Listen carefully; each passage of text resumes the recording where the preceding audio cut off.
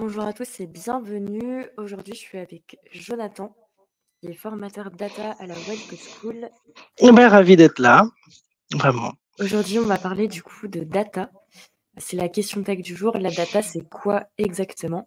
Et de quoi on parle quand on parle de se former à l'analyse de données? On peut se dire c'est un peu abstrait. On ne sait pas forcément ce que ça représente une donnée. Et on a souvent Bon. l'impression que c'est des graphiques, que c'est beaucoup de données d'entreprise, que c'est très corporate, très officiel. Donc aujourd'hui, on va commencer de data. C'est quoi une data? En fait, bon, c'est vrai que c'est un terme très général, hein. C'est quoi une donnée? Mais enfin, quand on dit déjà data, data, ça sous-entend données. Et une donnée, en fait, c'est une information. C'est une information brute. Alors, ça peut représenter quoi? Ça peut représenter une observation, ça peut représenter une mesure, ça peut représenter un fait. Mais ce qui est important de savoir, c'est qu'une donnée, en fait, c'est une information brute. Bon, après, il y a différents types, hein. Je veux dire, on peut avoir on peut avoir des données, on peut avoir des données quantitatives, donc représentées par des chiffres, qualitatives, structurées, non structurées. Après, c'est pas l'objet spécifiquement de revenir sur tous ces détails-là. Mais ce qu'il faut savoir, finalement, le plus important, c'est que les données, La donc en fait, oui, je vois ça, oui, je reconnais pas le nom, mais j'ai regardé. Et les données, en fait, bon, c'est quoi? C'est la matière première de l'information. En fait, le truc, et c'est aussi pour ça donc qu'il y a des data analystes, hein, sinon il n'y aurait pas d'intérêt, c'est que en elle-même, je veux dire, une donnée n'a pas forcément de signification si on la prend de façon indépendante. Après, il faut la mettre dans un contexte, il faut la mettre dans une interprétation, et alors il faut la lier avec d'autres données pour pouvoir en tirer une interprétation. Et puis après, bon, faut savoir aussi que quand on parle de données, d'informations, donc c'est vrai qu'il y a différentes sources aussi à prendre en compte. Ça peut être voilà des transactions, des enquêtes, des capteurs, des choses. Voilà, ça peut être tout ce qui peut en fait s'enregistrer d'une manière ou d'une autre. Donc on n'a pas que des chiffres. Par exemple, le nombre de ventes, le nombre de produits, le stock, etc. Dans une entreprise, il y a aussi des comportements. Comme tu disais, il y a aussi des profils. Enfin, il y a vraiment tout type de données. Oui, en fait, bon, c'est vrai qu'on imagine souvent des tableaux de valeurs, on imagine souvent des choses un petit peu comme ça, mais c'est vrai que bon, il n'y a pas que des chiffres, et c'est vrai que les données ne se limitent pas, et heureusement, bon, les informations ne se limitent pas qu'aux chiffres. Mais bon, après, bon, on n'est pas là pour faire une liste exhaustive, mais on peut imaginer plein de choses. On peut imaginer des informations textuelles. Ça peut être des commentaires, des articles, des choses comme ça. Des informations aussi temporelles, parce que ça, c'est aussi important pour pouvoir des fois situer dans le temps, savoir quand est-ce que telle transaction a lieu. Voilà, des séries chronologiques, des choses comme ça. Ça peut être géographique. Ça peut être des coordonnées GPS, des adresses. C'est aussi très, très, très important. Tout ça, c'est des données qu'on peut récolter. Ça peut être multimédia. On peut très bien récolter des images, des vidéos, des fichiers, des informations aussi comportementales. On peut avoir des informations biométriques. On peut avoir des informations. Enfin, il existe plein de choses différentes. Ah ouais, il y a de quoi faire, absolument.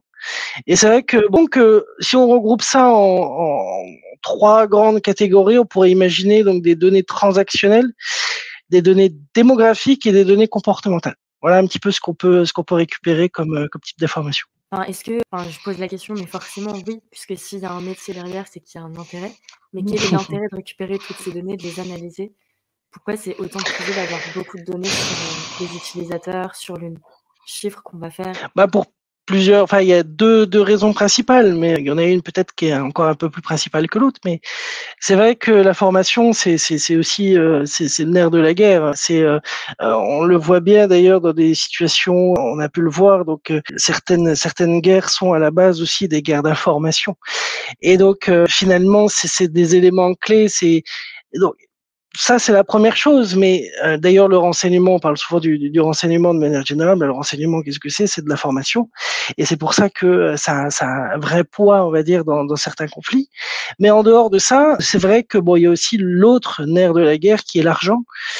Et les données vont surtout être extrêmement valorisées car elles vont permettre justement d'augmenter les ventes ou la rentabilité de quelque chose. Je donne des exemples, mais c'est vrai que, par exemple, vous avez des données de personnalisation. Je prends l'exemple de Netflix qui va recommander des films basés sur ce que vous avez visionné.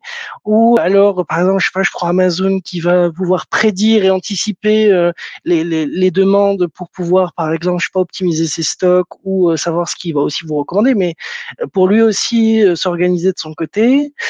Ça peut être aussi des améliorations de produits. Par exemple, on va vérifier, je sais pas, je prends l'exemple de Spotify qui ajuste des algorithmes de recommandation en fonction, donc il va vous recommander des choses et il va vous demander si ça va vous plaire ou pas. Et en fait, en répondant à ces informations-là, vous, en fait, améliorez son algorithme à lui qui va encore lui permettre de faire plus de ciblage. Donc, d'ailleurs, les ciblages publicitaires. Après, on a aussi des choses importantes. Par exemple, je prends l'exemple des banques. Enfin, il y a tellement de choses. Je veux dire, c'est hyper vaste. On n'a pas forcément le temps de développer tout, mais que ça aurait été avec plaisir. Mais on prend par exemple, je sais pas moi, les banques qui vont utiliser le comportement pour détecter des fraudes.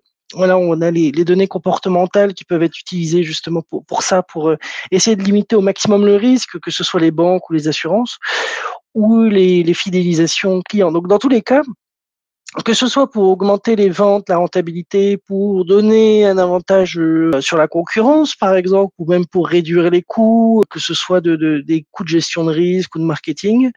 Voilà, en gros, il faut savoir que les données peuvent vraiment être monétisées, donc peuvent être vendues ou peuvent être utilisées, et le gros des données, finalement, c'est d'être utilisées pour gagner de l'argent, d'une façon ou d'une autre. Et c'est vrai que moi, ça me fait penser à une expression qu'on utilise des fois habituellement, à dire que si c'est gratuit, c'est que c'est vous le produit. C'est un peu ça. Enfin, je prends l'exemple des cartes de fidélité dans les magasins. On vous promet quelques centimes lors des achats pour en fait étudier vos données, en fait simplement. Et eux, ils en gagnent beaucoup plus derrière. Donc, en fait, c'est vraiment ça. C'est-à-dire que l'idée des données, c'est une information qui va pouvoir être utilisée pour améliorer quelque chose dans le but de gagner de l'argent ou d'optimiser. Et c'est aussi d'ailleurs, enfin je fais le lien avec les formations, mais c'est vrai que c'est aussi le lien du data analyst, justement d'avoir de récupérer ces données-là et de pouvoir les transformer en informations et en indicateurs pertinents. Mais c'est pas toujours évident pour un utilisateur. Enfin, tu vois, par exemple, si moi on me propose une carte de fidélité, je vais pas me dire de prime abord: «Ah, on va récupérer la liste de mes courses, on va m'analyser et derrière on va gagner de l'argent grâce à ça». Il y a certains mécanismes parfois qui sont peut-être un peu plus cachés et auxquels on pense pas forcément. Jusqu'à quel point c'est OK d'utiliser les données que tes utilisateurs, je vais y arriver, te donnent, et est-ce qu'il y a un peu des défis éthiques derrière à récupérer en masse toutes ces données personnelles? Bah, oui, non, mais c'est vrai qu'il y en a plein, parce que le problème, c'est que on arrive sur des collectes de données qui deviennent de plus en plus importantes, parce que vu qu'il y a une informatisation de tout, et c'est vrai que forcément, il y a récupération de données beaucoup plus facile. Après, c'est vrai que bon, il y a plusieurs défis. Il y a plusieurs défis parce que effectivement, on a d'un côté des personnes, des groupes, des organismes, des entreprises qui veulent collecter des données. Il faut qu'on pense à la protection de la vie privée. Parce que je veux dire par le passé, quand il n'y avait pas forcément toutes ces collectes par le passé, avant, chacun était un petit peu avait ses propres informations qui étaient gardées pour lui. Maintenant, elles sont collectées sans même qu'il le sache. Donc il y a le côté protection de la vie privée, il y a le côté consentement aussi éclairé, parce que c'est aussi difficile pour les utilisateurs de comprendre, justement comme tu disais, hein, de comprendre comment les données sont utilisées, même d'ailleurs si elles sont utilisées et comment elles sont collectées. Après, il faut aussi se méfier parce qu'il y a un autre défi sur lequel on ne parle pas forcément, mais il y a aussi le côté des biais. C'est-à-dire qu'il y a des risques, voilà, par exemple, je prends l'exemple des risques de discrimination qu'on peut avoir si jamais, par exemple, on se base sur, je sais pas moi, des systèmes de recrutement ou des choses comme ça qui sont basées sur les données. En fait, là où les données se sont entraînées pour réaliser un modèle, par exemple d'IA ou des choses comme ça, si les données ne sont pas représentatives de l'ensemble de la population, et ben à ce moment-là, ça va être entraîné sur un jeu de données qui est faux, et ça va après induire et conduire à des discriminations dans la vie réelle. Donc il y a ça, il y a aussi le côté surveillance de masse. Donc on a l'idée dans la tête de 1984 de Big Brother, mais c'est vrai que là c'est un peu plus caché. On n'a pas une grosse tête qui nous regarde en permanence, mais c'est vrai qu'il y a ça. C'est-à-dire que ce soit dans les espaces publics, par exemple, que ce soit même de façon privée dans son ordinateur, c'est-à-dire qu'on peut après être surveillé en permanence. Après il y a plein de choses. C'est-à-dire que du coup, les données, on peut aussi les utiliser pour faire de la manipulation comportementale. On peut utiliser les données pour influencer des comportements politiques ou de consommation. Alors, il y a eu un cas il y a quelques années, justement, sur les algorithmes, par exemple, de Facebook, qui entretenait entre guillemets une espèce de collecte de haine, parce que s'il y a des personnes qui étaient intéressées par un type de groupe, et ben du coup ils ne voyaient que ces groupes-là, et du coup ça a engendré des groupes qui devenaient de plus en plus gros sur un sujet particulier. Et sans oublier aussi bon la fracture numérique. Enfin, il y a tellement de choses, hein, mais la fracture numérique, c'est vrai que du coup, voilà, c'est vrai qu'on n'a pas. Il y a aussi une inégalité d'accès, on va dire, aux services qui vont être basés sur les données de différentes populations. Et c'est vrai que on va avoir des populations qui vont être. On le voit même d'ailleurs à notre échelle, sans forcément être, enfin, en étant dans le même pays, entre les personnes qui utilisent l'informatique et celles qui l'utilisent pas. On voit déjà une fracture qui se naît avec des personnes qui peuvent être plus âgées, par exemple, où maintenant tous les services gouvernementaux, les demandes de papier, les choses comme ça se font directement en ligne. Donc après, bon, tout ça, ce sont des défis éthiques sur lesquels il faut travailler, sur lesquels qui sont liés justement à cette utilisation massive. On le voit, il y a des réglementations avec la RGPD.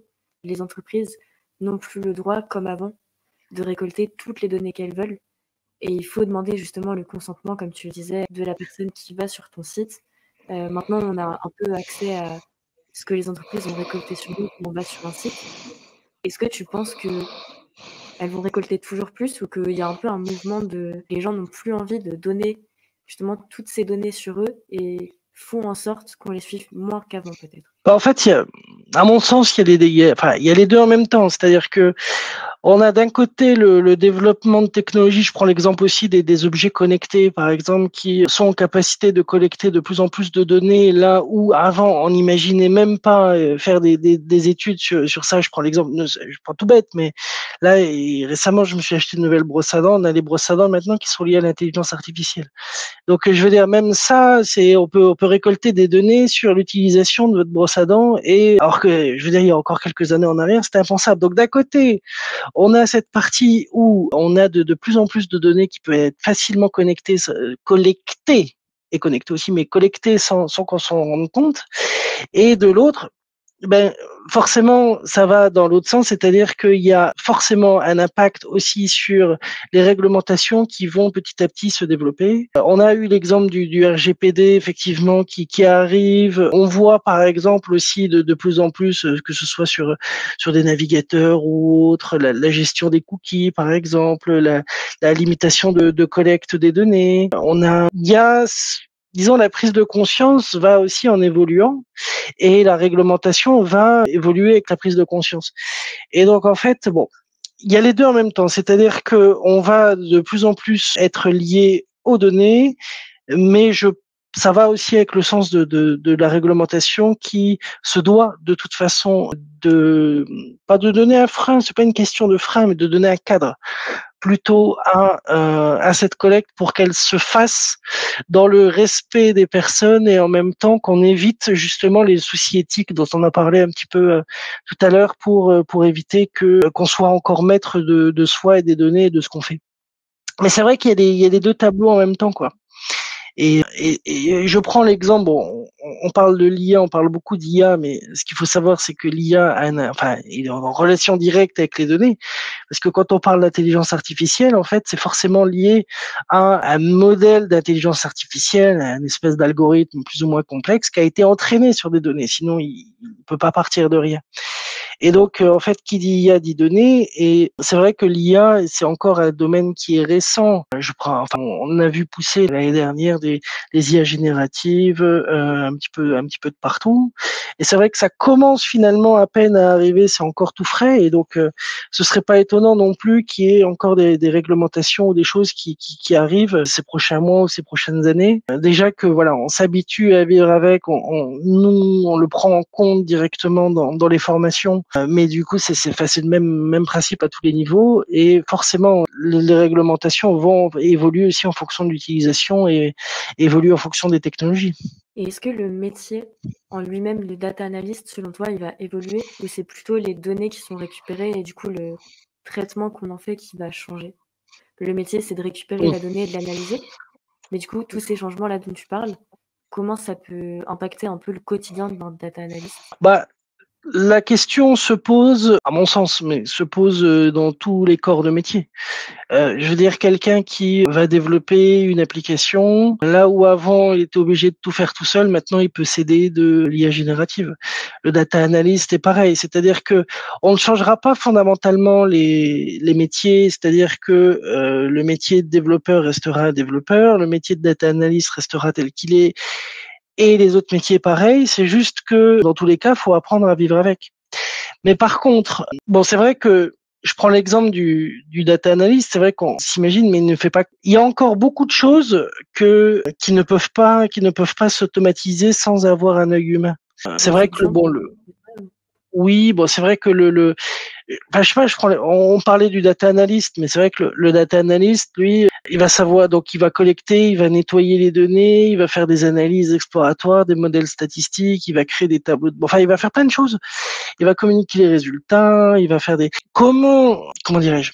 Où est-ce qu'on met le curseur de décision pour une IA? C'est-à-dire que là où l'œil humain va se rendre compte qu'il y a telle ou telle colonne qui peut être plus pertinente qu'une autre pour répondre à telle ou telle analyse ou telle problématique, c'est compliqué de demander à une IA générative de le faire à notre place. Elle peut nous faire des suggestions, mais on est encore sur finalement un modèle où l'humain va avoir la décision finale, et je pense que c'est ça qui reste encore le plus important.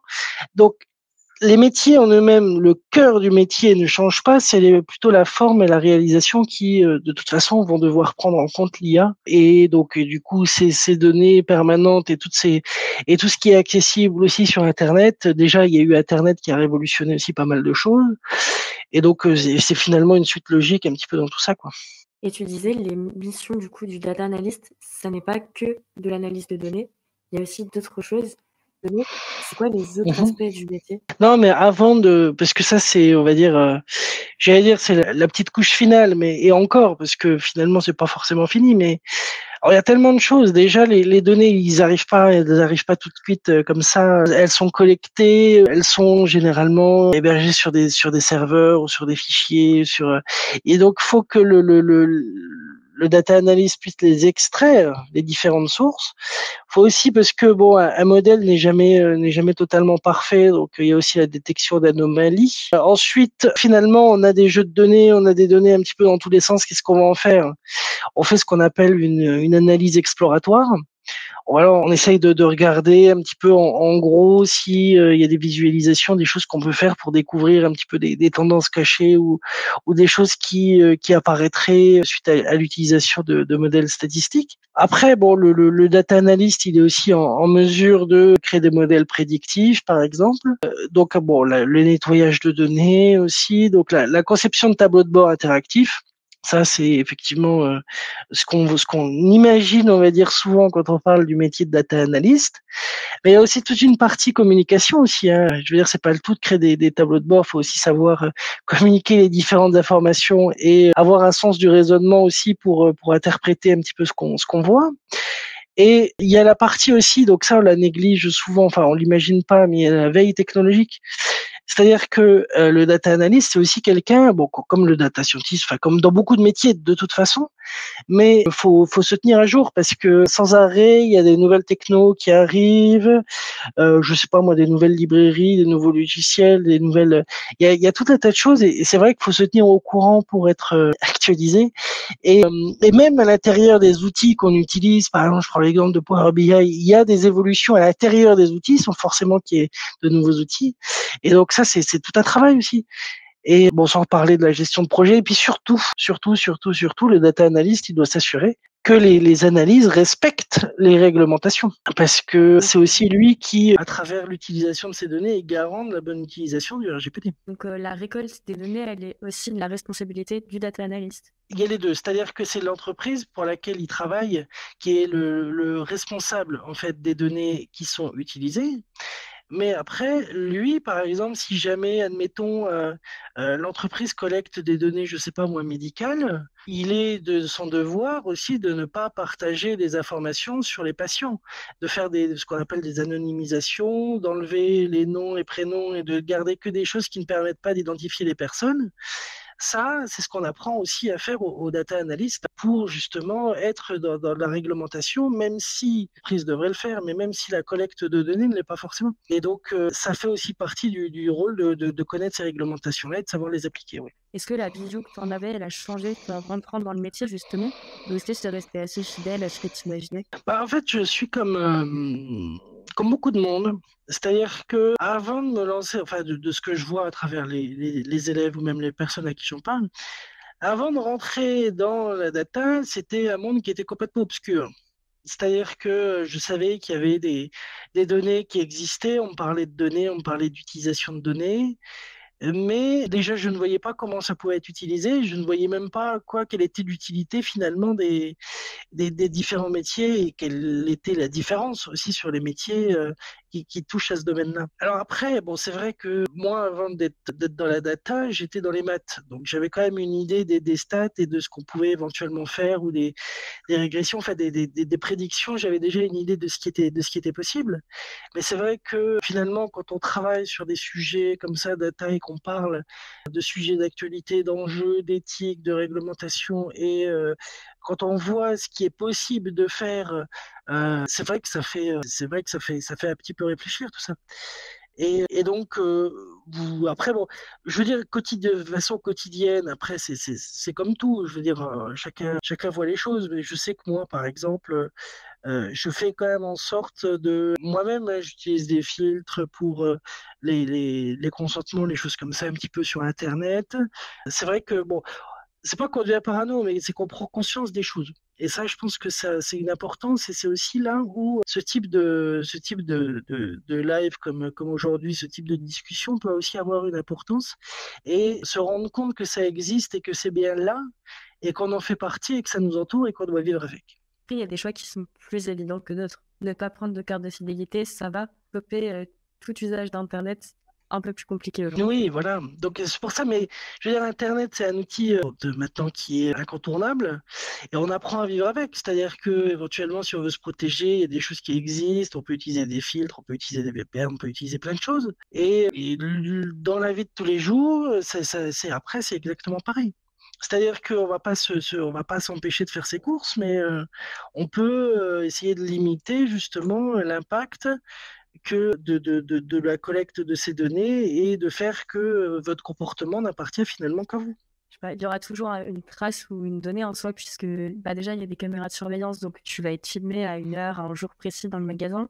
Quand tu payes par carte souvent, donc c'est aussi tracé. Enfin, c'est dur de vivre vraiment sans laisser aucune trace et aucune donnée, quoi. On laisse des données. C'est pour ça c'est pour ça que je parle de limiter au maximum, mais après, voilà, on fait avec.